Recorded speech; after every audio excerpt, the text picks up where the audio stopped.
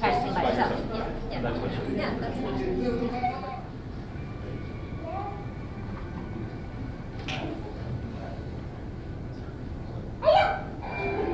silly enough, but yeah, that's not what we're doing.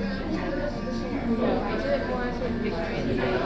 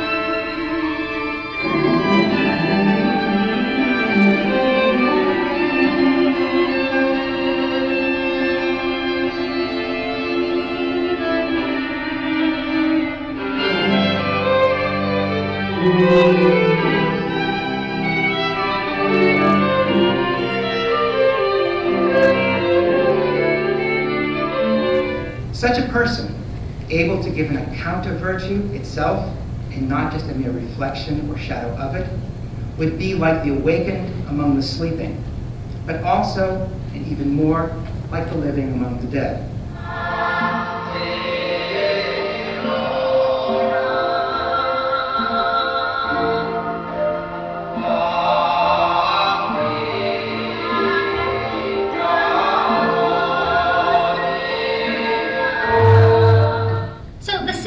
Always been intimately connected to shadows. From the very beginning, people recognized the motion picture as a shadow, created when light passes through the image on film and is projected on screen.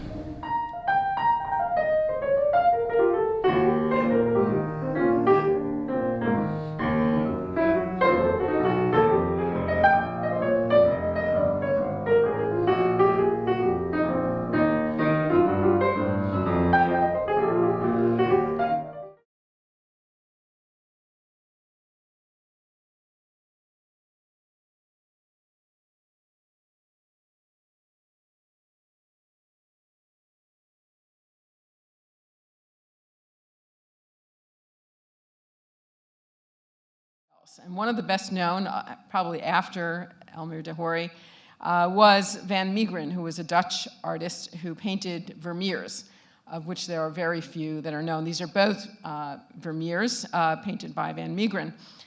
I'll have grounds more relative than this. The play's the thing wherein I'll catch the conscience of the king. The play's the thing.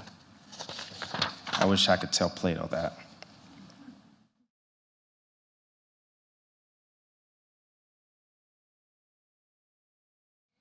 A cast member of Hearst's film says the discovery on the ocean floor is like a strange Victorian grotto of the underworld, an apt simile which invites us to consider the connections between Hearst's beautiful fiction and the archaeological imagination of Victorian Britain.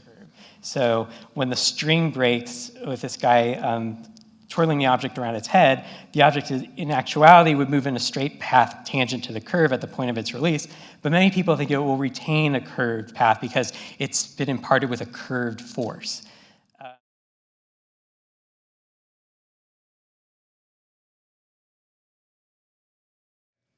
Disability is not necessarily from me being deaf.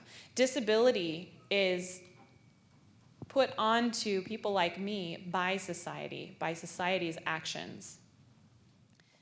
And the cruel paradox is that we're criminalizing the mentally ill at the very same time that we're medicalizing people who are essentially normal, and also medicalizing behavior that's bad or even evil.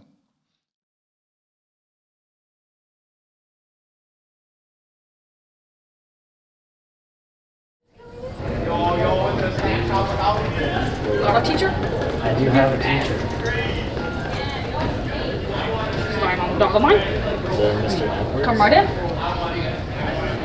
Be nice to the guests. Hey, Tony, you're signing on all of these. Oh. You're in all these classes. All right. Time for the show. Tony Clifton Show. I want to welcome you here to the DePaul Humanities Center. I'm H. Peter Steves. And we're going to start this show off right with a song. Who wants a song, eh? Come on. How about the old classic national anthem? Oh, say, can you see by the dawn's early light? What? Hey, get off my stage. This ain't nice show. Short on time. Is that it? Short on time? One more song. Okay. 3 more songs. Come on now. Hey. You want me to go? I see. You want me to go? Oh, I'm ruining everything. Oh, Peter. Oh, come on, everybody. Oh, Peter. Oh, oh, oh. You want me to go? You're short on time? All right. But I just want to say, if I had made one person here happy tonight, it would all been worth it. Thank you very much. And he told me this story about he came into class late one day, and it was cold, so he was bundled up.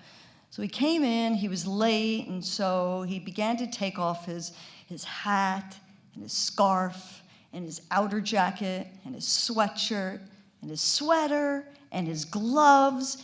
And knowing Andy, he had a slow and methodical way, so everything would be folded just so he wouldn't misplace anything. And everybody started to laugh. The whole class was laughing at him. And he didn't quite understand what was funny. What was he doing that was so funny? But he really liked the reaction. As my puny skeleton insignificantly rocked and rolled and swayed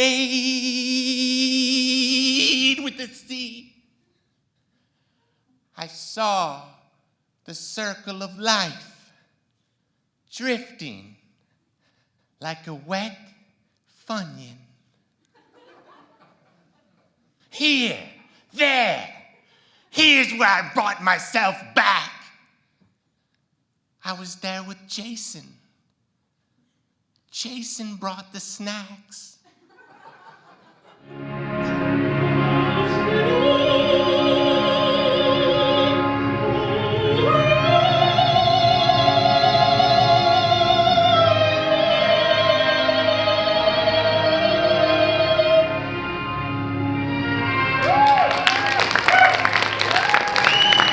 Because when I had euthanasia cruises after Dr. Kevorkian, and he went to jail, I announced that you could sign up for this euthanasia cruise, and it was a 3-day trip to Davy Jones's locker.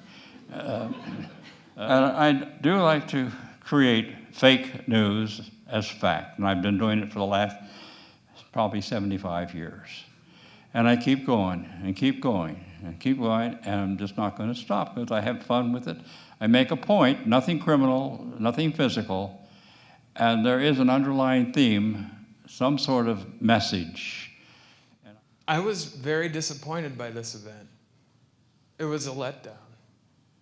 Oh. I thought Pavarotti was going to be here. that you can stick around, talk to our guests, have a good time. You can meet the guy who played Pavarotti. I wanted to meet the real Pavarotti, and I feel like you have triggered me. I feel like there's nothing that's going to get me. All right, you know what? Maybe you should just sit down, all right? Maybe just sit down, because we had a nice night here, and we had a lot of people giving their heart to this. And just to have it be ruined by one person, whether this is real or not, is just really ridiculous. I said I think it's time to sit down, all right? Sit down. It's over. Anna, will you get his mic? You're just stupid. You know that, right? You're a moron. This is a really hard thing that I do. No, Anna, this is a hard thing. And I don't know if anybody knows that. To put on like 20 events a year like we do. And do you know what our budget is? It's a tiny fraction of what all the other humanities center. And I always end up saying, oh, I had a great time. I hope you had a great time. And I hardly ever mean it because idiots like that, a human piece of garbage like that, comes in and tries to ruin everything. Yeah, that's right. You walk out. You better walk out because nobody wants anything to do with you. With each day so full of joy, why should any heart be lonely?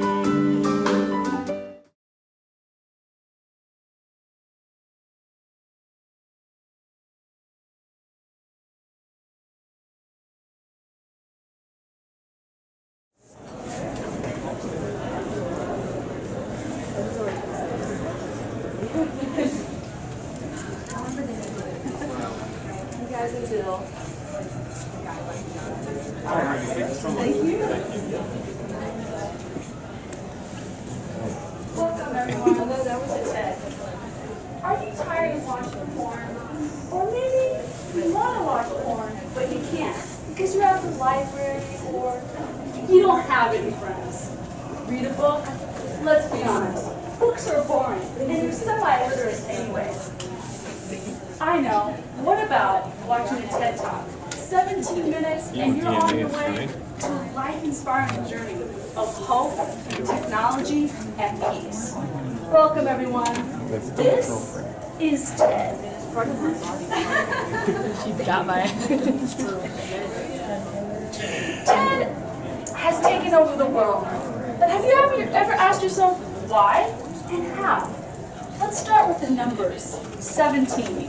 Not 15, not 10, 17. That's a pretty cool number, if you ask me.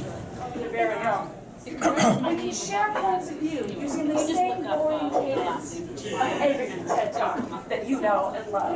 The same tone of voice and the same pattern. And what is more, TEDx always offers you a beautiful generic bar graph, mind-numbing existence that is like happy. TED is always optimistic and it will never let you down.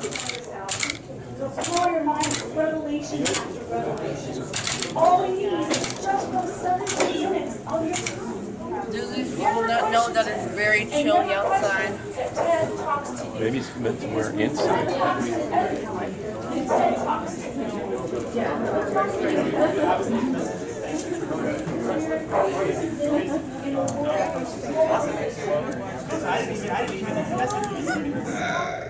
You can only know so much, even if I'm giving you everything. You still don't know what it's like when I'm alone. And I think so much of this movie was like, what does being alone look like for the person who does horrible things? And the answer is it kind of looks a lot like what it looks like if the person doesn't do horrible things.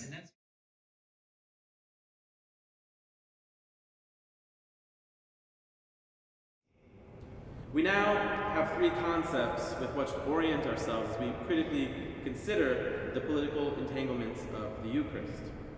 Politics is a matter of power. Power is about the ability to do work, and that work is often directed at the breaking of bodies.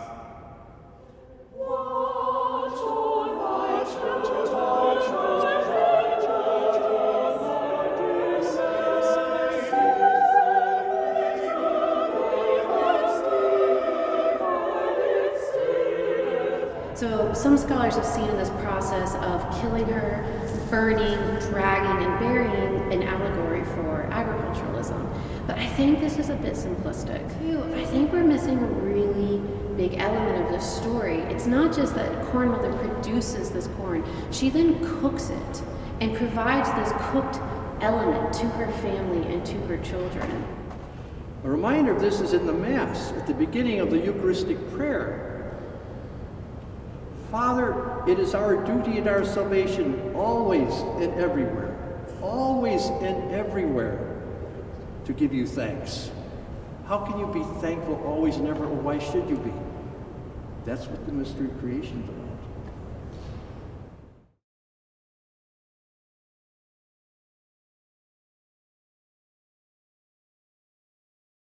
Okay, so for our first round here, remember you are honking on the alligator or honking on the hog for the answer that you think is the #1 answer based off a poll of 100 undergraduate DePaul students. All right, here we go.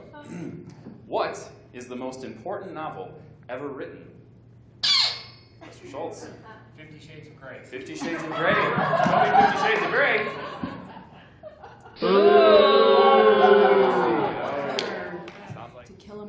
To Kill a Mockingbird. Show me To Kill a Mockingbird. There we go. That's what we scored. All right. Question is, name a type of poetry. Professor Turcotte. Limerick. Limerick. Let's see Limerick. All right, Limerick. Fourth most common answer. All right. Nice. We're going to skip the handshake. I see. Excellent. I see we're out for blood. All right. Excellent. All right. So, name something you might see on a visit to the Art Institute of Chicago. You're up. Giant, lion? The giant lions out front. Yeah, Statues and sculptures. Yep. Excellent. Let's see if we can get one French word or phrase that is often used without translation into English. Students coming together and working. This is what we're all about here. This is great. Hope it's up there, but we. We. Classic answer. We. There we go. #1. Students get the stamp. They get the #1 answer.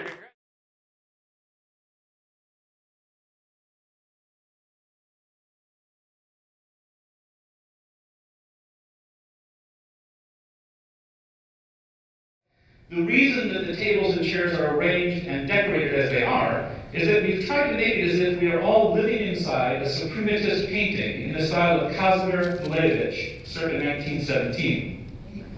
Moreover, on International Women's Day, that is the 8th of March, the official body in the Soviet state congratulated women on their so-called gender equality, and also on the Soviet Union's internationalism, implying that its treatment of women met or even set world standards. Distinguished comrades of the Soviet, I stand before you to defend Pinocchio, not the puppet and eventually human boy, but the movie Pinocchio. That product, by the end of the film, becomes human, as our comrade Carl wanted us to see. That is, it holds a mirror up to the dehumanized exchange process and shows us that the product of our labor is actually a human product. And Pinocchio, the movie, shows us this by making the actual product of labor an actual human being in the end. His strings are pulled by Geppetto, and throughout the entire movie he sings about his strings. Are they still on me? Do I have strings? I hope I don't have strings. Geppetto brought Pinocchio into being by wishing for him. The movie is telling us, why do we exist? To fulfill the wishes of those who own the means of production. And make no mistake, Geppetto owns the means of production. He produced Pinocchio, and we're just there to fulfill their wishes. This is the opposite of what we should be celebrating as a community.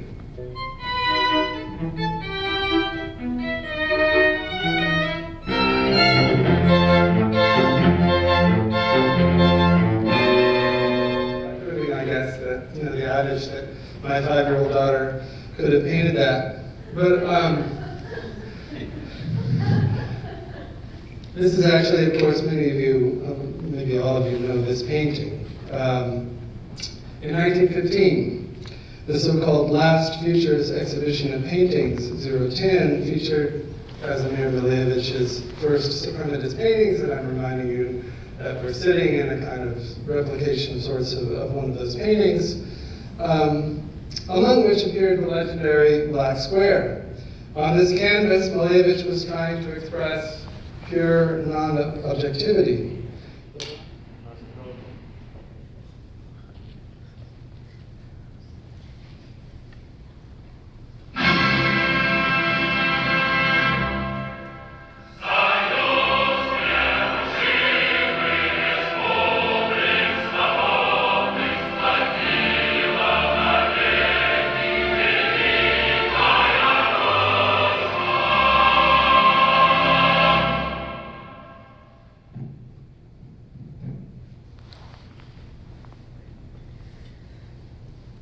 Good evening.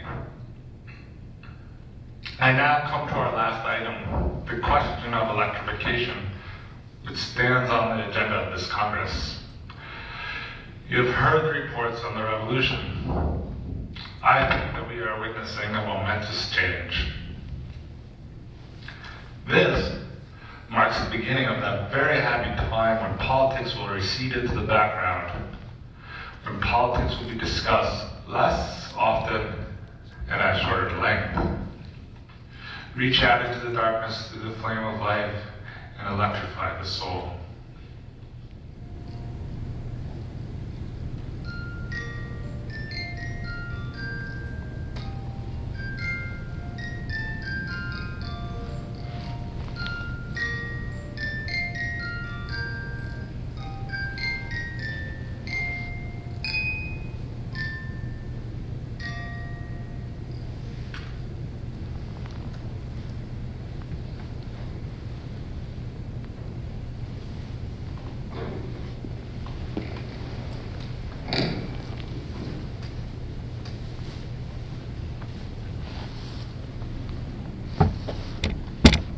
I want to thank Zach and Rick and Helena, the members of the Bach and Beethoven Experience, and Bill.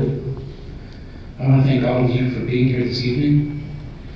And I want to encourage us to think about what seems impossible, because the current systems of oppression want us to believe it's impossible, but the future is more open than they know.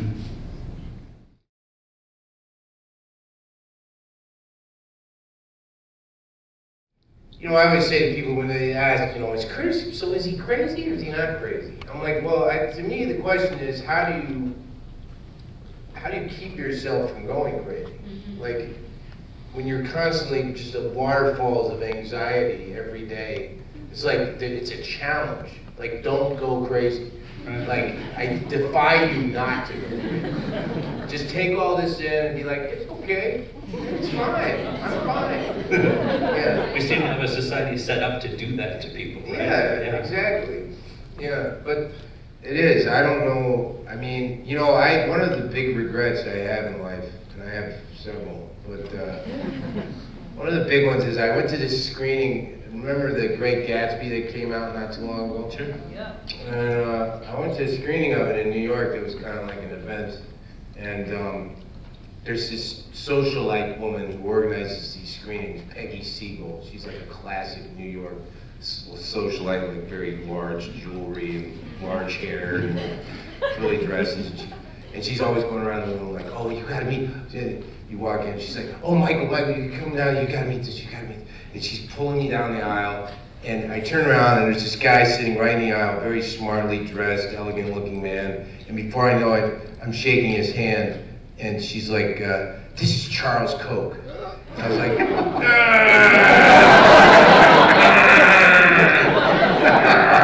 hi, nice to meet you. It's like, oh, yeah, nice to meet you. It's like, get me out of here. But it's like, still to this day, it's like I could have like strangled him, or started punching him or something. All I did was go back in time and kill him or something. Yeah. It's opportunity. Yeah. You know, That's why maybe I should be allowed to carry a concealed weapon. Situations like that. I've only ever worked with 2 people that I'd like to bury alive.